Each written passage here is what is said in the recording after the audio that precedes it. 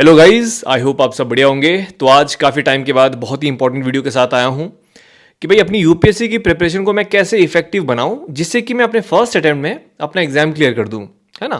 क्योंकि देखो यार, एक चीज़ जो काफ़ी परेशान करती है एस्पिरेंट को कि ये सब्जेक्ट मैंने पढ़ लिया, सब्जेक्ट का मैंने रिविजन भी कर लिया, लेकिन सब्जेक्ट में मेरा कोई इंप्रूवमेंट ही नहीं हो रहा है। यानी कि मैं टेस्ट लगा रहा हूँ तो मैं उसमें अच्छा स्कोर नहीं कर पा रहा हूँ, और ऐसे कई सारे सब्जेक्ट्स में हो रहा है। तो जाहिर सी बात है कि भाई अगर मैंने कोई सब्जेक्ट पढ़ लिया, उसके बाद मैं अगर उसका रिवीजन कर रहा हूँ, मैं उसका टेस्ट लगा रहा हूँ, उसमें इंप्रूवमेंट नहीं आ रहा, तो जाहिर सी बात है मैं प्रोग्रेस नहीं कर रहा हूँ, है ना। यानी कि एग्ज़ाम के नज़दीक तो क्या, मैं उससे दूर ही भाग रहा हूँ। तो कैसे हमें अपनी प्रिपरेशन को इफेक्टिव कर सकते हैं, मैं आपके साथ 3 चीज़ें शेयर करूँगा। ध्यान से सुनिएगा, ये वीडियो आपको बहुत मदद करेगा, और यही सेम स्ट्रेटजी मैं अपने अपकमिंग बैच में भी अप्लाई करूंगा। तो इससे आप समझ लीजिए कि ये जो चीज़ें हैं इनको अच्छे से प्लान किया गया है। एंड आप में से काफ़ी सारे लोग जो खुद से प्रिपरेशन कर रहे हैं, जो भाई कोई कोचिंग नहीं ज्वाइन कर रहा या किसी ने कोई प्रोग्राम नहीं ज्वाइन कर रखा, देखो मैं बहुत बार बोल चुका हूँ, कोचिंग इज़ नॉट कंपलसरी, ठीक है। कोचिंग का मतलब होता है मेरा टाइम बच जाएगा, दैट्स इट। जो एफर्ट्स मेरे को खुद करने पड़ेंगे वो कोचिंग वाला करके मुझे दे देगा, बस दैट इज़ द डिफरेंस। अगर आप में से कोई खुद से एफर्ट्स पुट इन कर सकता है, कोई 8 घंटे 10 घंटे अच्छा खासा टाइम आप दे रहे हो पढ़ाई के लिए, तो कोचिंग इज़ नॉट कंपलसरी, ठीक है। तो यहाँ पे आप में से जो खुद से प्रिपरेशन कर रहे हैं, ये वीडियो उनके लिए, क्योंकि आप में से काफ़ी सारे इंग्लिश मीडियम से, हिंदी मीडियम से भी हैं। तो देखो, तरीका तो सेम ही होता है ना भाई। एग्जाम एक है, तरीका भी एक ही है, बस वही है कि थोड़ा सा अप्रोच पे आपको ध्यान देना पड़ेगा, ठीक है। अब जरा बारीकी से समझते हैं, ध्यान से सुनिएगा चीज़ों को। देखिए, सबसे पहले ये समझिए कि भाई अगर आपको एग्ज़ाम निकालना है, तो एग्ज़ाम निकालने के लिए कौन सी चीज़ इंपॉर्टेंट है। भाई सबसे पहली रिक्वायरमेंट क्या है कि मुझे अपना सिलेबस कवर करना है, ठीक है। भाई एग्ज़ाम निकालने के लिए आपको सिलेबस कवर करना है, first thing. Second thing is कि जो सिलेबस मैंने कवर किया है, सिर्फ कवर एक बार नहीं करना है। ऐसे नहीं कि मैंने एक किताब एक बार पढ़ ली भाई हो गया, नहीं। जाहिर सी बात है, उसके मुझे मल्टीपल टाइम्स रिवीजन करने हैं। यानी कि जो मैंने पढ़ा है वो मेरे दिमाग में स्टोर्ड होना चाहिए। यानी कि जब मैं अपना एग्ज़ाम दूँ, प्रीलिम्स हो या मेंस, तो वहाँ पे मैं चीज़ों को रिकॉल कर पाऊँ, है ना। मेरे पास नए नए आइडियाज़ आ सकें आंसर राइटिंग के लिए, और प्रीलिम्स में जो फैक्चुअल टाइप की जो इन्फॉर्मेशन आती है, तो मैं वहाँ पे जो मैंने पढ़ रखा है उसको रिकॉल कर सकूँ, ताकि अपने एमसीक्यूज़ को अच्छे से सॉल्व कर सकूँ, ठीक है। ये होगी दूसरी रिक्वायरमेंट। सिलेबस होगा और आपने रिवीजन किया होगा अच्छे से। और तीसरी चीज़ ये हो गई कि जाहिर सी बात है, अपने प्रिपरेशन के ड्यूरेशन में बहुत सारे अप्स एंड डाउन्स आएंगे। आपने कोई सब्जेक्ट पढ़ा, उसमें इंप्रूवमेंट नहीं हो रहा है, आपने भाई सारे स्टैंडर्ड बुक्स पढ़ लिए लेकिन फिर भी इंप्रूवमेंट नहीं हो रहा, यहाँ पे मामला फंसता है।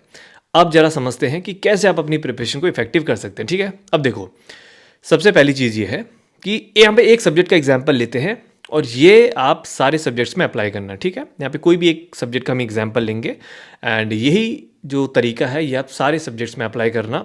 फिर देखना, क्योंकि हर एक सब्जेक्ट अगर आपने अच्छे से पढ़ लिया, तो जाहिर सी बात है फिर जो मामला फंस रहा था वो फंसेगा नहीं, ठीक है। तो स्टार्ट करते हैं। देखिए, यहाँ पे हम कोई भी एक सब्जेक्ट ले लेते हैं, कोई भी आप ले लो। मैं यहाँ पे एग्जाम्पल के तौर पे एंशंट ले लेता हूँ, एंशंट हिस्ट्री, ठीक है। पॉलिटी तो हमेशा पॉलिटी का एग्जाम्पल लिया जाता है, थोड़ा सा एक टफ सब्जेक्ट ले लेते हैं, एंशंट हिस्ट्री। अब देखो, किसी भी सब्जेक्ट को कवर करने के ना 3 तरीके हैं, यानी कि कह सकते हो कि 3 तरीके इन द सेंस कि 3 पार्ट्स हैं जिन पे कि हमको फोकस करना पड़ेगा, तब जाके हम उस सब्जेक्ट को अच्छे से प्रिपेयर कर पाएंगे, ठीक है। और अगर हमने उस सब्जेक्ट को अच्छे से प्रिपेयर किया है, तो यूपीएससी में जाहिर सी बात है जो क्वेश्चन पूछे जाएंगे, हम ज़्यादा से ज़्यादा क्वेश्चन को सॉल्व कर पाएंगे, और अल्टीमेटली आपका जो स्कोर है वो बढ़ेगा एंड आप क्वालिफाई कर देंगे, है ना। तो तरीका क्या है, देखिए, सबसे पहला पार्ट है टू अंडरस्टैंड द सब्जेक्ट।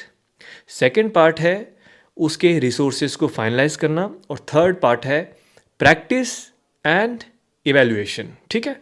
पहले पार्ट की हम बात करते हैं। देखिए, कोई भी सब्जेक्ट है आपने उठाया, सबसे पहला जो स्टेप है ना, देखो बहुत से लोग क्या करते हैं, एग्जाम्पल के तौर पे अभी जैसे एंशिएंट हिस्ट्री है या पॉलिटी या इकोनॉमिक्स है, वो क्या करेंगे, ठीक है यार, ये टॉपर ने बोला है कि ये एनसीईआरटी इसके लिए है और ये किताब इसके लिए है। लक्ष्मीकांत है भाई पॉलिटी के लिए, और ये 11th क्लास की एनसीईआरटी हैं, ये आपको पढ़ना है। वो सीधे टूट पड़ेंगे without even going through the syllabus. उनको सिलेबस भी नहीं पता, सीधे वही टॉपर ने रिकमेंड किया था या इस इंस्टीट्यूट ने, इस मेंटर ने रिकमेंड किया था, सीधे पढ़ लेते हैं। यही तो सबसे बड़ा ब्लंडर है। जो पहला स्टेप है वो तो आपने सीधे स्किप कर दिया ना। पहला स्टेप जो इंसान स्किप करेगा तो उसको प्रोग्रेस दिखेगा ही नहीं। वो सिर्फ कह सकते हो कि वो अपना सिलेबस तो कवर कर लेगा, लेकिन एक्चुअल में जो सब्जेक्ट की रिक्वायरमेंट है वो कभी फुलफिल कर ही नहीं पाएगा। तो आपको क्या करना है, आपको पहले स्टेप पे फोकस करना है। पहला स्टेप क्या है, पहला स्टेप है, ठीक है, पॉलिटी को लेता हूँ या चलो एंशिएंट हिस्ट्री को लिया मैंने। एंशिएंट हिस्ट्री का क्या सिलेबस मेंशन्ड है प्रीलिम्स और मेंस में, पहले तो आपको ये समझना है कि ये सब्जेक्ट का वेटेज प्रिलिम्स में ज़्यादा है या मेंस में ज़्यादा है। अच्छा, ये मेंस में नहीं पूछा जाता है, मेंस में आर्ट एंड कल्चर वाला पार्ट पूछा जाता है, यानी कि दिस इज़ प्री ओरिएंटेड। ठीक है, मैंने इसका सिलेबस देखा। अब जरा इसके सिलेबस में मैंने थोड़े से इसके मैक्रो एंड माइक्रो टॉपिक्स को फिगर आउट किया। बहुत सारी आज की डेट में बुकलेट्स हैं, बहुत सारी पीडीएफ्स अवेलेबल हैं। ठीक है, इसके 10-12 चैप्टर हैं, जैसे आपने एग्जाम्पल के तौर पे एंशिएंट के आपने कहा 10-12 चैप्टर्स हैं। ठीक है, इन चैप्टर्स के अंदर भी कुछ माइक्रो टॉपिक्स हैं। ठीक है, यानी कि आपने एक पहले से एक फ्रेमवर्क रेडी कर दिया कि वाइल प्रिपेयरिंग दिस सब्जेक्ट ये टॉपिक्स मुझे कवर करने हैं। उसके साथ में ही आप थोड़ा पीवाईक्यूज़ को गो थ्रू करिए, एंड पीवाईक्यूज़ में भी आपके चैप्टर वाइज कह सकते हो, एरिया वाइज टॉपिक्स मेंशन्ड होते हैं। आपने गो थ्रू कर लिया, आपने अलग से टॉपिक्स को रेडी कर दिया, उनकी लिस्ट प्रिपेयर कर दी, and now you have a proper framework ready कि भाई मेरे को ये सब्जेक्ट कवर करना है, तो ये सारे चेक लिस्ट हैं जो मेरे को कवर करने हैं, तब जाके ये सब्जेक्ट मेरा थॉरली प्रिपेयर हो जाएगा। ये वाला पार्ट थोड़ा सा ट्रिकी है, चैलेंजिंग है, बिकॉज ऑब्वियसली मार्केट में आपको बहुत सारी पीडीएफ मिल जाएंगी, लेकिन कई पीडीएफ तो ऐसी होती है कि बस आंख बंद करके कुछ भी टॉपिक्स डाल रखे हैं, सब कुछ भी नहीं पढ़ना है। अगर आप ऐसे माइक्रो एनालिसिस करने लग गए किसी सब्जेक्ट का, तो पता चला कि आप उसके लिए वो सब्जेक्ट खत्म ही नहीं हो रहा है। मतलब एक लिमिटेशन आपको सेट करनी पड़ेगी, that is very important. UPSC में क्या है ना, देखो सिलेबस तो हमारा एक लिमिटेड है, सिलेबस लिमिटेड है, बट उसके अंदर जो कंटेंट है वो अनलिमिटेड है। अगर हम एंशिएंट हिस्ट्री की बात करते हैं, भाई एंशिएंट हिस्ट्री इतना वाइड है कि अगर आप पढ़ने लगे तो पीएचडी करनी पड़ जाएगी। तो हमको इतना पढ़ना है जितना यूपीएससी की रिक्वायरमेंट है। मुझे मेरे दिमाग में दो चीज़ें हैं। पहला, यूपीएससी की जो रिक्वायरमेंट है, यानी यूपीएससी जो क्वेश्चन पूछेगा वो मेरे सॉल्व होनी चाहिए, पहली चीज़। दूसरा है जो मेरे कॉम्पिटिटर्स हैं, जो फेलो एस्पिरेंट्स हैं, मुझे उनसे एक स्टेप आगे रहना है, दैट्स इट। मुझे यहाँ पे एक्सपर्ट नहीं बनना, ना मुझे चैंपियन बनना है सब्जेक्ट का, ना मुझे यहाँ पे शो ऑफ करना है, नहीं, मुझे अपने कॉम्पिटिटर से एक स्टेप आगे रहना है। जो हर कोई पढ़ रहा है वो मैं पढ़ूंगा, और साथ में एक एक्स्ट्रा स्टेप में आगे चलूँगा। ये हमारी प्रायोरिटी होगी। तो आपने एक फ्रेमवर्क रेडी कर दिया, ठीक है। तो पहला जो स्टेप था कि भाई फ्रेमवर्क एक सब्जेक्ट का मेरे को रेडी करना है, वो आपने कर दिया है, डन, ठीक है। अब बढ़ते हैं हम स्टेप 2 पे। आगे बढ़ने से पहले एक इंपॉर्टेंट अनाउंसमेंट होगा इस वीडियो में, तो वीडियो को एंड तक ज़रूर देखिएगा। एंड आप में से जो जिनको लगता है कि यार ये फ्रेमवर्क करना टाइम कंज्यूमिंग है, इसके बाद फिर रिसोर्सेज, पहले तो इतना कन्फ्यूजन है मार्केट में किस सोर्स पे मैं स्टिक करूं, तो उनके लिए एक सॉल्यूशन है मेरे पास, ठीक है। तो वीडियो को एंड तक देखिएगा। अब सेकंड स्टेप पे आते हैं कि ठीक है, आपने एक सब्जेक्ट को समझा, उसकी एनालिसिस करी, अब आपको आइडिया लग गया कि ठीक है भाई ये एंशिएंट हिस्ट्री है, इसमें ये चैप्टर्स हैं, इसमें ये माइक्रो टॉपिक्स हैं। यूपीएससी ने पिछले 8-10 साल में इन मेजर एरिया से ज़्यादा क्वेश्चन पूछे हैं। अगेन वो इंपॉर्टेंट टॉपिक्स होंगे, but that does not mean कि जो टॉपिक से या फिर जिस एरिया से यूपीएससी ने क्वेश्चन नहीं पूछे वो आप नहीं पढ़ोगे। पीवाईक्यूज़ का सिर्फ इतना मतलब है वो हमको गाइड करेंगे, ठीक है। मैं अपना नेक्स्ट मूव किस तरीके से लेके चलूँगा वो पीवाईक्यू से मदद मिलेगी। इंपॉर्टेंट टॉपिक्स में मैं थोड़ा ज़्यादा फोकस करूँगा, थोड़ा ज़्यादा डीप में जाऊँगा, ठीक है। इसका मतलब ये नहीं कि बाकी टॉपिक्स को छोड़ना है। अब सेकंड पार्ट आता है, now this is very very important. मेरा ये मानना है कि अगर किसी ने पहला वाला पार्ट भी अच्छे से नहीं किया है, लेकिन दूसरा पार्ट अगर अच्छा सा आपको मिल गया, यानी कि आपके रिसोर्सेज, तो ये मान के चलीजिए कि प्रॉब्लम सॉल्व्ड। और मुझे लगता है कि quality resources and to the point content is game changer, ठीक है। अब आपको रिसोर्सेज फाइनलाइज करने हैं कि ठीक है, अब इस सब्जेक्ट के लिए ये मेरे रिसोर्सेज होंगे। एंड सबसे इंपॉर्टेंट बात ये है, बहुत से लोग क्या करते हैं ना, उनके रिसोर्सेज सीजनल होते हैं कि भाई अभी ये रिसोर्स पे मैं स्टिक किया हूँ लेकिन मज़ा नहीं आया, मैं दूसरे सर के नोट्स पे जंप कर रहा हूँ, ये ज़्यादा लग रहा है, मैं शॉर्ट नोट्स के पीछे भाग रहा हूँ, अरे ऐसा करता हूँ एनसीईआरटी पे स्टिक करता हूँ यार, अरे यार स्टैंडर्ड बुक। ये होता है सबसे बड़ा ब्लंडर, ठीक है। आपको पहले रिसोर्सेज को फाइनलाइज करना पड़ेगा कि मैं अपने इस सब्जेक्ट के लिए इन रिसोर्सेज पे स्टिक करूँगा, चाहे कोचिंग के नोट्स हैं या कोई स्टैंडर्ड बुक है या आप यूट्यूब से खुद से नोट्स बना रहे हो, it is all up to you. But हाँ, रिसोर्सेज पहले फाइनलाइज हो जाने चाहिए एंड आपने उन पे ही स्टिक करना है through out the preparation. That is why ये रिसोर्सेज वाला पार्ट बहुत इंपॉर्टेंट है। क्योंकि देखो यहाँ पे क्या है ना, एक चीज़ मैं आपको बता दूँ कि लिमिटेशन नहीं है यहाँ पे। मतलब अगर आप एक सब्जेक्ट के लिए 2-3 किताबें भी पढ़ोगे ना, और उसके बाद आप 4th बुक में जंप करोगे, तो भी आपको लगेगा कि यार मैंने कुछ ना कुछ छोड़ा है या कुछ ना कुछ मिसिंग है। तो यहाँ पे कह सकते हो कि वो लिमिटेशन नहीं है कि यार एक किताब आप पढ़ लो और you are going to cover each and everything which is required for our syllabus. ऐसा नहीं पॉसिबल है, बिकॉज कोई भी किताब आप पढ़ लो, कितने अच्छे से भी पढ़ लो, उस सब्जेक्ट के ऐसे क्वेश्चंस रहेंगे जो एग्जाम में शायद आपको शॉक कर सकते हैं, है ना। तो हमको एक आइडिया लेके चलना है कि भाई यूपीएससी में ठीक है, I don't have to attempt 100 questions, 100 में से 70, 80, 90 तक मैं अटैम्प्ट करूँगा, जिसमें से भी शायद 30-40 शॉर्ट मेरे को आएंगे और बाकी में मेरे को थोड़ा सा अपना जो स्कोर है वो बढ़ाने के लिए अलग अलग मेथड्स को अप्लाई करना पड़ेगा एमसीक्यूज़ में।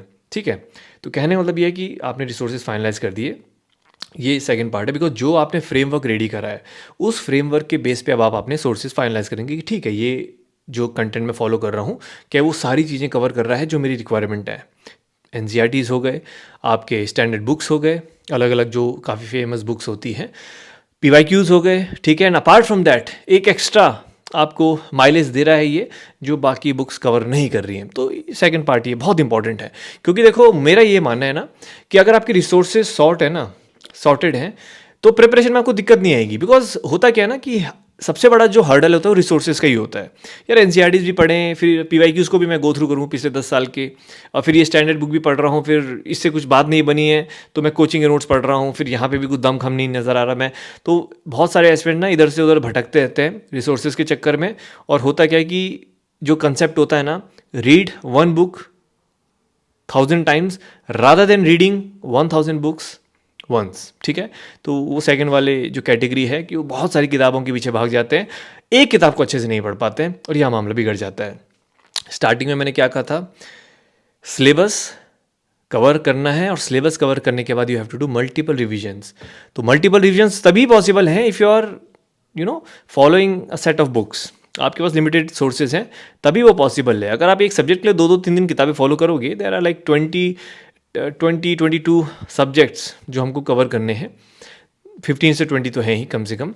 तो आप सबके लिए अगर सारी किताबें कैसे फॉलो कर पाओगे, तो this is very important second part. ठीक है, इसके बाद आता है लास्ट में कि ठीक है, मैंने फ्रेमवर्क रेडी कर दिया, मैंने अच्छे रिसोर्सेज से पूरा कंटेंट पढ़ लिया, मैंने सब्जेक्ट को अच्छे से कवर कर लिया। आगे बढ़ने से पहले थोड़ा सा मैं आपको अपने अपकमिंग बैच के बारे में बताना चाहूँगा जो कि मार्च से स्टार्ट होगा। आगे बढ़ने से पहले एक छोटा सा update, I just need your 5 minutes. ठीक है, देखिए अभी रिसेंटली हमने 2026 एंड 2027 का बैच लॉन्च किया है एंड जो आपकी क्लासेस है मार्च अप्रैल से स्टार्ट होंगी। एंड ये एक नया बैच है विद स्पेशल फीचर्स। इससे पहले ये फीचर्स किसी भी बैचेस में अवेलेबल नहीं है। ठीक है, वैसे तो बहुत सारी चीज़ें हैं जो मैं प्रोवाइड कर रहा हूँ, जो मैं प्लान कर रहा हूँ, बट यहाँ पर कुछ ऐसी चीज़ें हैं जो शायद आपको काफ़ी मज़ेदार लगे। देखिए बहुत सिंपल सी चीज़ है कि सबसे पहले तो फुल जीएस कवरेज होगा वाया वीकली टारगेट्स। यहाँ पे आपको टारगेट्स दिए जाएंगे और उन्हीं टारगेट्स पे आपको टेस्ट दिया जाएगा जो कि आप मेरे को भेजेंगे। ठीक है, दूसरी बात, यहाँ पे ये चीज़ मैंने ऐड करी है। देखो यार, पता है क्या है मैंने एक चीज़ बहुत नोटिस करी है कि काफ़ी सारे एस्पिरेंट्स, ठीक है, आप चाहे किसी कोचिंग में एनरोल्ड हो या खुद से प्रिपरेशन कर रहे हो ना, नोट्स के पीछे सब परेशान है कि सर नोट्स बनाऊं कि नहीं बनाऊं, मैंने आज ये चैप्टर पढ़ा है, इसके मैंने शॉर्ट नोट्स रेडी करे हैं। तो मैंने सोचा कि यार ये सरदर्दी में मैं ले लेता हूँ। मतलब एक एस्पिरेंट पढ़ेगा भी, खुद के नोट्स भी बनाएगा, वो 3-4 घंटे लगा रहा है एक नोट्स को प्रिपेयर करने में। ऐसा करता हूँ कि मैं ही 6-7 घंटे लगाता हूँ, नोट्स को रेडी करता हूँ और आप लोगों को प्रोवाइड कर दूंगा। इससे क्या होगा कि एक सिंगल रिवीजन डॉक्यूमेंट में आपको सब कुछ मिल जाएगा। तो ये एक नई चीज़ है, यानी कि chapter wise short notes of all the GS with PYQ integration. इसका मतलब ये है कि जैसे अगर एग्जाम्पल के तौर पे पॉलिटी है, तो पॉलिटी का हम मान लीजिए कोई भी चैप्टर ले लेते हैं जैसे फंडामेंटल राइट, तो उसके बहुत short notes will provide and उसमें ही पीवाईक्यूज़, जितने भी हमारे 8-10 साल के पीवाईक्यूज़ हैं तो ऑब्वियसली वो उसमें कवर्ड होंगे और जो एक्स्ट्रा इन्फॉर्मेशन होगी उसको अलग से एड ऑन के तौर पे प्रोवाइड किया जाएगा और जो इंपॉर्टेंट टॉपिक्स है उसी नोट में सब कुछ मेंशन किया जाएगा। यानी कि एक डॉक्यूमेंट एक चैप्टर का, दैट इज इट। खुद के नोट्स बनाना चाहो तो बना सकते हो, नहीं बनाओगे तो नॉट कंपलसरी। ठीक है, तो ये नई चीज़ है फॉर ऑल द जीएस, यानी जो हमारे कोर सब्जेक्ट्स हैं, चाहे वो प्रीलिम्स के हैं, मेंस के, ईच एंड एवरीथिंग। ठीक है, दूसरी बात है लाइव मेंटरशिप, यानी कि जो जूम सेशंस होंगे, तो इसे बेसिकली कह सकते हैं प्रोग्रेस ट्रैकिंग सेशन। जो भी मैंने कहा ना कि आप लोगों को हफ्ते के टारगेट दिए जाएंगे, ये तो आप मुझे व्हाट्सएप में सेंड करेंगे ही, लेकिन लाइव सेशन में भी इसको पूछा जाएगा आप लोगों से, ताकि जो बाकी एस्पिरेंट्स हैं वो कैसे प्रिपरेशन कर रहे हैं आप लोग देख सकें। बिकॉज आप में से काफ़ी सारे लोग घर से प्रिपरेशन कर रहे हैं, ज़्यादा एस्पिरेंट्स के टच में नहीं है, तो आइडिया लग जाता है कि मेरी प्रिपरेशन कैसी चल रही है, सामने वाली की कैसी चल रही है, कहीं ना एक वो माहौल मिल जाता है। ठीक है, जो कि मैं लूँगा। ठीक है, उसके बाद है डायरेक्ट कॉन्टैक्ट। जैसे मैंने कहा है कि भाई आप मेरे साथ डायरेक्ट टच में रहेंगे एंड यहाँ पे जो वीकली टारगेट्स आपको दिए हैं, आप मुझे अपनी वीकली रिपोर्ट सेंड करोगे, इसको मैं गो थ्रू करूँगा एंड जो आप टेस्ट लगाओगे उसका स्कोर कार्ड मुझे भेजोगे, जिसके बेसिस पे मैं आपको फीडबैक प्रोवाइड करूँगा, ठीक है। उसके बाद है कंप्लीट आंसर राइटिंग। तो आंसर राइटिंग के रिगार्डिंग भी काफ़ी सारे लोग परेशान रहते हैं।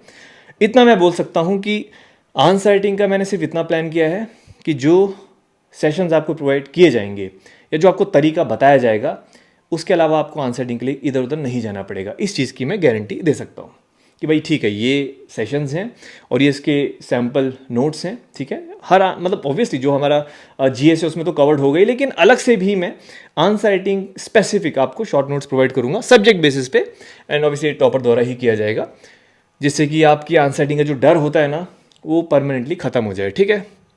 और ये चीज़ है प्रीलिम्स क्रैश कोर्स, यानी कि अब मान लीजिए अगर कोई 26 में अटैम्प्ट देता है या 27 में अटैम्प्ट देता है, तो एग्ज़ाम से 2 महीने पहले, आखिरी के 2-3 महीनों में 100 मोस्ट इंपॉर्टेंट टॉपिक्स जो यूपीएससी बार बार पूछता है, जो बार बार रिपीट होती हैं, उन पे लेक्चर्स होंगे। हर लेक्चर 1-1.5 घंटे का होगा, वो आपको प्रोवाइड किया जाएगा एंड इससे आपका कह सकते हो एक रिवीजन हो जाएगा। नॉट जस्ट प्रीलिम्स, इसमें मेंस भी थोड़ा इंक्लूडेड होगा, बट हाँ कह सकते हैं कि 100 most important themes of prelims and mains, ठीक है। एंड बहुत सारी चीज़ें हैं बाकी, सी सेट, एथिक्स, एसए, वो जब मैं इंक्लूड नहीं कर रहा हूँ, मतलब जो सब प्रोवाइड करते हैं वो तो हम कर ही रहे हैं, लेकिन अपार्ट फ्रॉम दैट ये एक्स्ट्रा चीज़ें हैं विच आई फील कि थोड़ा एक्स्ट्रा एफर्ट लगता है, but it is going to be very helpful for everyone. बहुत सिंपल है, जो इंटरेस्टेड है आप अपना नेम एंड कॉलिंग नंबर, ठीक है, इस नंबर पे आप अपना name and calling number WhatsApp करिए, ठीक है। एंड यहाँ से फिर टीम आपको कांटेक्ट करेगी और आगे जो भी डिटेल्स हैं वो आपको बता देगी, आपके साथ शेयर कर देगी, ठीक है। That's it. थोड़ा सा ये बताना था बिकॉज आप में से काफ़ी सारे लोग होते हैं जो बोलते हैं कि हमको बैच के बारे में आइडिया नहीं है, हमको बैच के बारे में पता नहीं है कि बैच कब स्टार्ट हुआ, कब ख़त्म हो गया, ये सब उनके लिए था, ठीक है। चलिए अब वापस अपने टॉपिक पे आते हैं, ठीक है। अगेन थोड़ा सा मैं आपको बता दूं कि सोशल मीडिया मैं थोड़ा सा, बहुत लोगों को नहीं पता है, तो बेशक आप ज्वाइन कर सकते हैं। देखो आपको अगर कोई जैसे काफ़ी सारे बोलते हैं ना सर आपसे कनेक्ट होना है, आपको मैसेज करना है, तो आप इंस्टाग्राम पे मुझे मैसेज कर सकते हैं, ठीक है। ये मेरा नेम एंड ये मेरा यूज़र नेम। तो अगर आपको कुछ शेयर करना है, कुछ आपको मुझे सजेशन देना है, कुछ भी है, आप मुझे इंस्टाग्राम पे मैसेज कर सकते हैं। ये मेरा पब्लिक ऑफिशियल टेलीग्राम है, तो आप इसको ज्वाइन कर सकते हैं बिकॉज आने वाले टाइम में जो भी इंपॉर्टेंट अपडेट्स होंगे, इन्फॉर्मेशन होंगी, मैं यहाँ पे शेयर करता हूँ, थोड़ा इजी हो जाता है, तो आप इसको ज्वाइन कर लीजिएगा। एंड बाकी मेरी वेबसाइट है, न्यूज़पेपर नोट्स हम पोस्ट करते हैं, सारे एनसीईआरटी के नोट्स 6 to 12 हमारी वेबसाइट पे ऑलरेडी डले हैं, आप विजिट कर सकते हैं। एंड और भी कुछ इंपॉर्टेंट अपडेट्स, इन्फॉर्मेशंस या कह सकते हैं कुछ शॉर्ट नोट्स टाइप यहाँ पे आपको मिल जाएंगे। सिलेबस पीवाईक्यूज़ भी हमने थोड़ा सा पोस्ट कर रखे हैं, तो आप गो थ्रू कर सकते हैं, ठीक है। तो ये है मेरी मेन सोशल मीडिया, ठीक है। तो आई होप गाइस आपने वीडियो देख लिया होगा। एंड मैं एक और चीज़ बोलूँगा कि देखिए जो सबसे इंपॉर्टेंट पार्ट जो 2 हैं, एक हो गया फ्रेमवर्क एंड नोट मेकिंग का, तो इस पर थोड़ा सा मैं इस बार डिटेल में काम कर रहा हूँ। एंड अगर आप में से कोई ऐसा है जिसको लगता है कि यार मैं ना 5-6 घंटे ज़्यादा टाइम नहीं दे पाऊँगा प्रिपरेशन को, या आप में से कोई वर्किंग पर्सन है या कॉलेज में जाने वाले एस्पिरेंट्स हैं, and all you want is कि भाई मुझे बस एक प्लान चाहिए and I just need a set of sources that I need to follow and that is it. तो जो हमारा मार्च से बैच स्टार्ट होगा, तो that is the perfect plan for you, because यहाँ पे सारी चीज़ें मैं बताऊंगा कि आपको क्या करना है, क्या नहीं करना है। आपका काम है रेगुलर रहना and you just have to follow the things that I am going to tell you and share with you, that is it. उसके बाद जब आप प्रिपरेशन करेंगे तो विद इन 2-3 मंथ्स ही आपको वो चेंज नज़र आ जाएगा कि हाँ यार अब मेरी प्रिपरेशन किस डायरेक्शन में जा रही है, ठीक है। तो I hope the point is clear. Third part पे आते हैं। थर्ड पार्ट होता है प्रैक्टिस एंड इवैल्यूएशन। देखो बहुत सारे लोग ना, ठीक है, आपने सब्जेक्ट को समझ लिया, आपके पास अच्छे सोर्सेज भी हैं, अच्छी अच्छी जगहों से भी बहुत सारे लोग प्रिपरेशन करते हैं, ठीक है। लेकिन सबसे इंपॉर्टेंट बात क्या है ना कि पढ़ लिया है, पहली बात तो रिवीजन नहीं किया है, ठीक है। रिवीजन नहीं करोगे तो अच्छे से आप टेस्ट नहीं लगा पाओगे, और अगर आप टेस्ट सही से नहीं लगाओगे तो आप अपना इवैल्यूएशन नहीं कर पाओगे, आप अपनी जो रिपोर्ट है उसको सही से एग्जामिन नहीं कर पाओगे। प्रोग्रेस रिपोर्ट की मैं बात कर रहा हूँ। देखो अगर आपने अच्छे से अपने आप को इवैल्यूएट करना है कि मैं अभी कहाँ पे स्टैंड करता हूँ, मेरी प्रिपरेशन कैसी है, तो जाहिर सी बात है आपको टेस्ट लगाना पड़ेगा। और टेस्ट फॉर्मेलिटी के लिए नहीं लगाना है, टेस्ट लगाना है टू अंडरस्टैंड द सिचुएशन, आपकी जो करंट सिचुएशन है उसको अंडरस्टैंड करना है कि मैं कहाँ पर हूँ। भाई ये सब्जेक्ट मैंने पढ़ लिया है, पॉलिटी मैंने पढ़ लिया है, इकोनॉमिक्स मैंने पढ़ लिया है, but again I am not able to score much. मैं क्यों नहीं स्कोर कर पा रहा हूँ, गलती क्या है, यही तो दिक्कत है। क्योंकि अगर अभी स्कोर आप नहीं कर रहे हैं तो आपके पास मौका है उस गलती को सुधारने का। लेकिन अगर आप प्रैक्टिस नहीं करोगे, आपने कहा भाई मैंने सब्जेक्ट पढ़ लिया, ये नोट्स हैं सब पढ़ लिए, एग्जाम डे के दिन आप सीधे एग्जाम देने जाओगे, वहाँ पे अगर गलती करोगे तो गलती सुधारने का मौका सीधे 1 साल के बाद मिलेगा। समझ रहे हैं इस चीज़ को? तो ये चीज़ बहुत इंपॉर्टेंट है। जो थर्ड पार्ट है ये बहुत इंपॉर्टेंट है, एंड मेरा ये मानना है, आई थिंक 30-40% तो टेस्ट लगाते ही नहीं है, बिल्कुल नहीं लगाते हैं। पढ़ लिया मैंने, रिवाइज कर लिया, टेस्ट नहीं लगाया। देखो, टेस्ट लगाना भी एक स्किल है, ठीक है? सिर्फ नॉलेज से बात नहीं बनेगी। नॉलेज है, यस, आपके पास एक एडवांटेज है कि आप ज़्यादा क्वेश्चंस को सॉल्व कर सकते हो, ज़्यादा क्वेश्चंस को टारगेट कर सकते हो। बट ज़्यादा क्वेश्चन टारगेट करना, अटेम्प्ट करना is not the motto here. Motto है ज़्यादा से ज़्यादा क्वेश्चंस विद एक्यूरेसी को, मतलब एक्यूरेसी के साथ टारगेट करना, ये यहाँ पे मोटो है। भले मैं 70-80 करूँ, बट मेरी एक्यूरेसी 85-90% है। रादर देन कि मैं यहाँ पे 90-95 कर रहा हूँ, मेरी एक्यूरेसी 50% है, डजेंट मैटर, ठीक है? तो यहाँ पे आपने अच्छे से पढ़ा, पढ़ने के बाद अच्छे से रिवीजन के बाद आपने टेस्ट लगाना है। टेस्ट लगाने के बाद आपको पता चलेगा मेरी गलतियाँ क्या हैं, और उन गलतियों से आगे का जो रोड मैप है वो रेडी होगा कि मैंने क्या मिस्टेक्स करी हैं, अब इन गलतियों पे मैं काम करूँगा, सो दैट आगे ऐसी गलतियाँ ना हो।